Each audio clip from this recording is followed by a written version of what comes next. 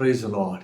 இந்த காலவெளியிலும் சிங்காசனத்தின் மேல் வீற்றிருக்கிற அந்த பரிசுத்தரை, அந்த தெய்வத்தை மனதார ஆராதிப்போம், கொண்டாடுவோம். அது நம்முடைய பலன். ஓ தேங்க்யூ ஜீசஸ். இருதயத்தை உயர்த்தி அந்த பரிசுத்தரை அப்பா உம்மை சந்திக்க வந்திருக்கிறோம். சிங்காசனத்தினில் வீற்றிருக்கும் பரிசுத்தரே, பரிசுத்தரே, சிங்காசனத்தினில் வீற்றிருக்கும் பரிசுத்தரே, பரிசுத்தர். ஆராதனை உமக்கு, ஆராதனை, ஆராதனை உமக்கு, ஆராதனை. கரங்களை உயர்த்தி ஆராதனை உமக்கு, ஆராதனை, ஆராதனை உமக்கு, ஆராதனை. கேருபீன்கள் சேராபீன்கள் போற்றிடும் எங்கள் பரிசுத்தரே. கேருபீன்கள் சேராபீன்கள் போற்றிடும் எங்கள் பரிசுத்தரே. எல்லாரும் ஆராதனை உமக்கு, ஆராதனை, ஆராதனை உமக்கு, ஆராதனை, ஆராதனை உமக்கு, ஆராதனை, ஆராதனை உமக்கு, ஆராதனை. நமத்திலே வாசம் செய்கிற கர்த்தர் அன்னைக்கு 7 குத்து வழக்கு என்று சொல்லும் பொழுது அது சபையை குறிக்குது. சபைகளிலே கர்த்தர் வாசம் செய்தார். இன்னைக்கு சபை எது தெரியுமா? கட்டடம் அல்ல, நீங்களும் நானுமே அந்த ஆலயம். நமக்குள்ளே கர்த்தர் வசிக்க விரும்புகிறார், வாழ விரும்புகிறார். இது எவ்வளவு பெரிய கிருபை, இது எவ்வளவு பெரிய தயவு. இன்னைக்கு தோல்வியை பார்த்துட்டு இருக்கிறோம், அவமானத்தை பார்த்துட்டு இருக்கிறோம், பிரச்சனையை பார்த்துட்டு இருக்கிறோம். அந்த கர்த்தரை பாருங்க, அந்த தெய்வத்தை பாருங்க. அவர் வந்து வசிக்க உங்க இருதயத்துல இடம் கொடுங்க. உங்க சூழ்நிலை மாறும், நீங்க ஜெயம் எடுப்பீங்க, இழந்ததெல்லாம் திரும்பி பெறுவீங்க. இருக்கிற இடத்துல ஓ நன்றி அப்பா, நீ தொடர்ந்து இந்த வேலையிலே ஒரு வார்த்தையிலே எங்களை உருவாக்கும், அனல் மூட்டி எழுப்பும். ஓ ஷாராமா திபாராமா. Thank you, thank you Jesus. ஒரு பிள்ளைகளை தொடுங்க. பாடிக்கொண்டிருக்கும் பொழுதே, ஆராதித்துக் கொண்டிருக்கும் பொழுதே பலவீனங்கள் சுகவீனங்கள் மறையட்டும், பிரச்சனைகள் மறையட்டும், பலன் உண்டாகட்டும், திடநம்பிக்கை உண்டாகட்டும். ஆமென், ஆமென், ஹல்லேலூயா, பிரைஸ் தி லார்ட். கர்த்தர் ராஜரிகம் பண்ணுகிறார். ஆமென். தேவ பிள்ளைகளே, சங்கீதம் 121 அத்தியாயம் 2 வசனத்தை தான் இன்னைக்கு ஆதாரமாக எடுக்க போகிறோம் இல்லையா?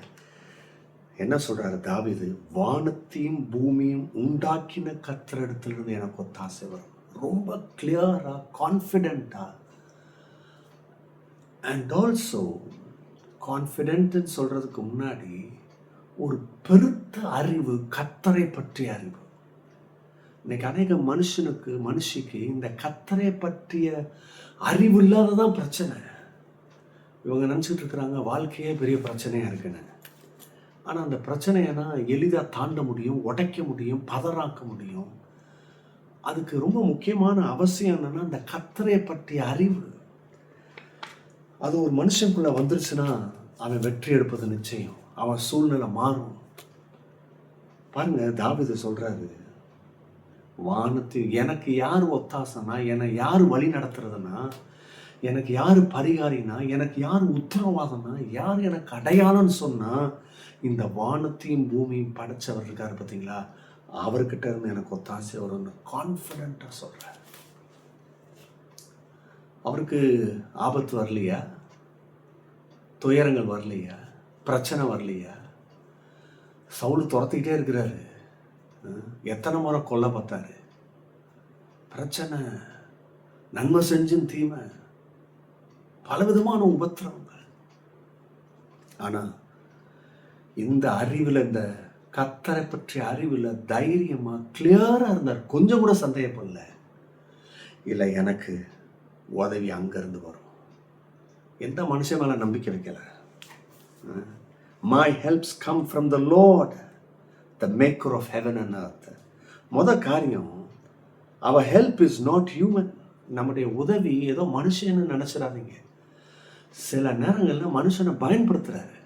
ஆனால் நல்லா கவனிங்க, மனுஷன் கிட்ட இருந்து வரல, இட் இஸ் டிவைன். அது தெய்வீகம், அது அங்கிருந்து வருது. பீப்புள் மே ஃபெயில், ரிசோர்ஸ் மே ரன் அவுட். உங்களுக்கு உதவி செய்கிறவங்கன்னு சொன்னவங்க உங்களை மறந்து போயிருக்கலாம், ஃபெயில் ஆகிருக்கலாம், இல்லை செய்ய முடியாமல் போயிருக்கலாம்.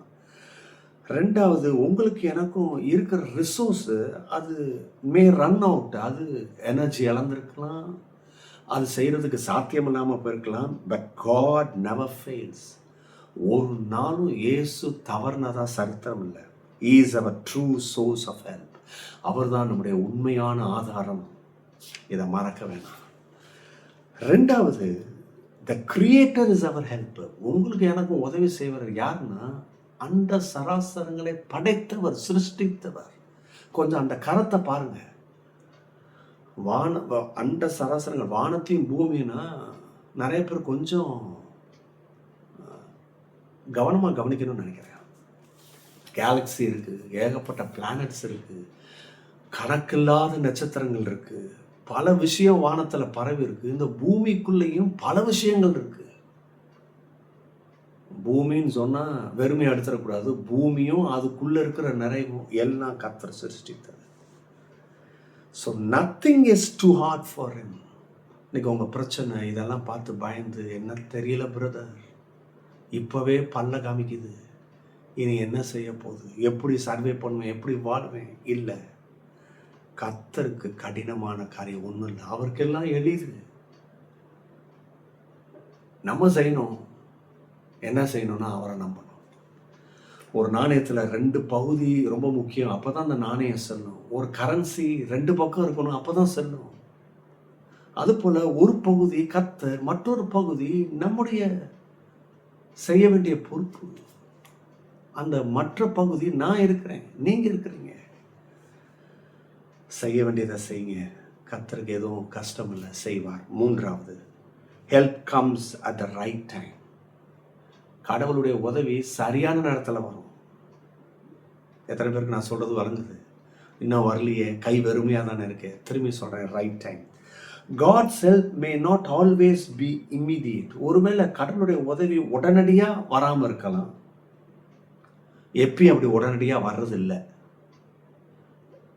பைபிளில் சில பேருக்கு உடனடியாக வந்திருக்கு. ஏன் நம்முடைய வாழ்க்கையில் சிலருக்கு அநேகருக்கு உடனடி வந்திருக்கு. ஆனால் மே நாட் ஆல்வேஸ் பி இம்மீடியட். ஆனால் அது சீக்கிரமாக நடக்கும்ன்றது அப்படி சொல்லலை. அப்படி நடக்கிறதுக்கும் வாய்ப்பு இல்லை.